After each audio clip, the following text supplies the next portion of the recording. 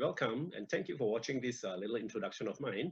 My name is Charles Lim and I've been a practicing consultant for a long time, right, coming to 25, 30 years. I work with a range of clients from different industries such as engineering, financial institutions, telcos, of course, IT organizations, service companies, logistics, and so on.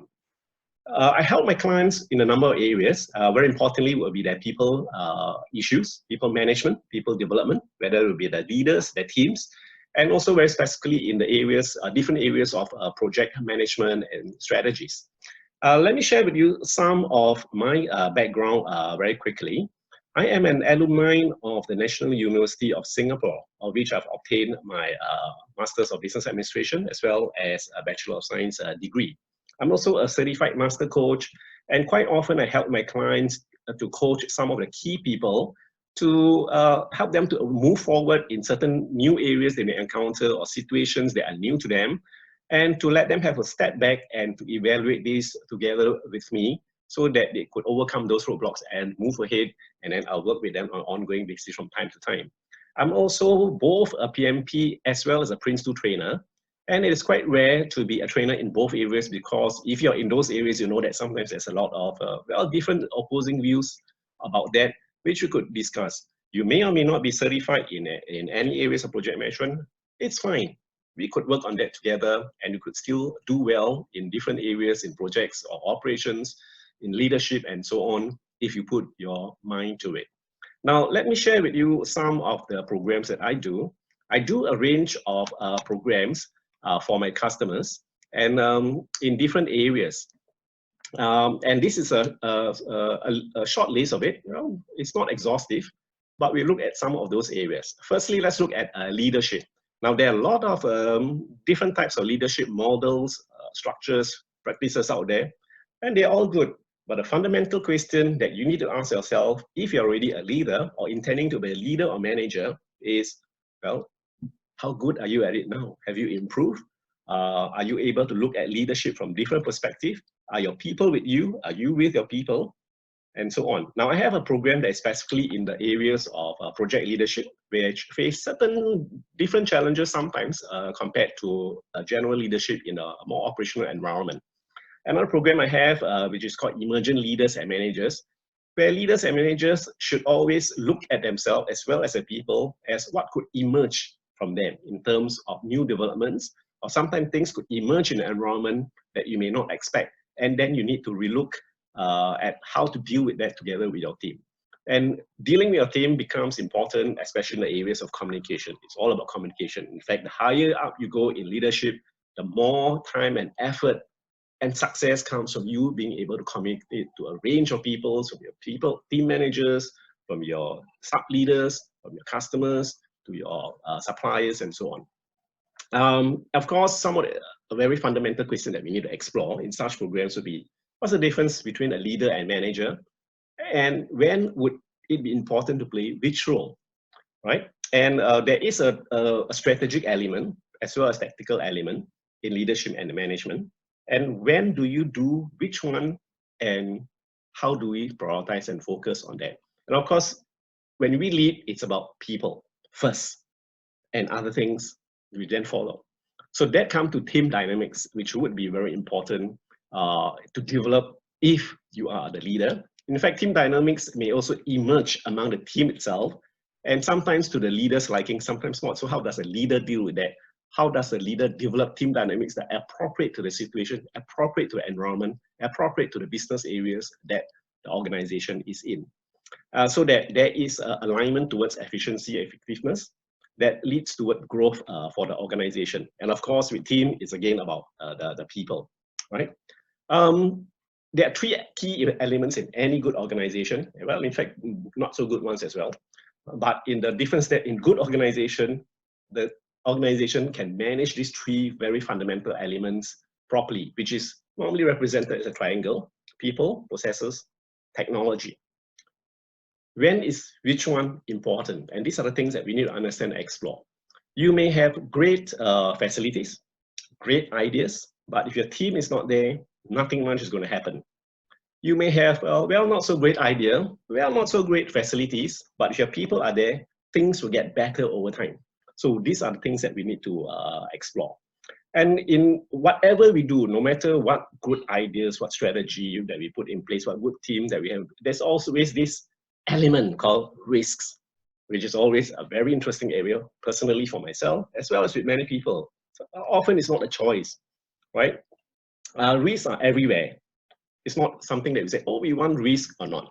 So how do we look at that? How do we manage risk?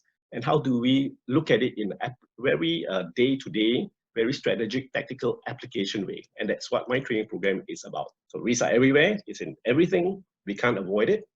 And sometimes people argue, for example, which is better, low risk, high risk? Some say, well, low risk is good because we avoid issues. Some say, no, high risk, high gain, and we want the gains. Or some say, well, let's not take any risk. Is there such a thing as no risk? So very important to explore. Now look at this quote here. It comes from someone pretty famous, in fact, very famous. Right? If you know who that is, that's good. If not, you'll find out when you attend some of my training programs. Now here goes the quote. Only when the tide goes out do you discover who's been swimming naked. And of course, we don't want to be caught naked. We want to be always as prepared as we can to face situations that sometimes we can foresee, sometimes we can't. And that's all about risk. Very, very interesting, very important. Now, if you put everything together, I call that the integration of the project cosmos, right? If it is in it could be an operational environment, it's an operational cosmos. If it's in the social environment, it's a social cosmos. Cosmos is basically something that is actually complex. They could be independent, they could become dependent on one another. And when they become dependent, they could create good things, it could create bad things. But of course, when we put everything together, we want it to be productive. We want to have a direction, we want it to have a purpose, so that things get enhanced for the better. So if we look at the areas of Project Cosmos, well, there are different elements. The certification that I mentioned earlier, right? Your team, your people, and so on. Now, often when I train people in certification, whether PMP or Prince or other certification, I always ask the clients, why do you want to train them, right? And often they don't have a very clear answer. Apart from that, they have the budget and they need the training, because the fundamental question that I always require my clients, in fact, the participants' answer is, how does that certification make you better? If you're the organization, if you're the boss, how does having certification make your organization better in those areas that your people are certified? And that's not such an easy question to answer, actually, because in the cosmos, different elements come together, right? The support that you give them, the communication you have, the dynamics that they have, the type of governance that you have, the way that you plan things, how you make decisions, the type of customers you have, the business you're in, right? The environment you're in, the situation you're in at that point in time, whether in your organization, in your business area, in your country, in your region, or in fact in the world. So these are different elements that we need to look at on an ongoing basis. And everything comes together in an integrative way. Right? So projects can become the boon or bane of an organization's progress. Now, before I end, I want to share it very quickly with you a simple real-life scenario that I encountered. There is this quite high-level person who was one day, fired. Fired, but she was actually replaced by someone else. And her main grounds is that she had no idea as to why she was really fired, because her boss had been giving her very good reviews. In fact, her boss said, business as usual, her BAU. Right? It's good. In fact, very good. But why is then she still fired?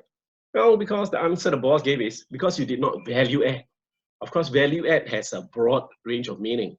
But this is what we always look at. Everyone, every department, every organization must learn to value add. If you don't do that, that becomes an issue. So a lot of times the programs that I do in different areas, we want to eventually see it as an integrative cosmos where the value adding is always there, right?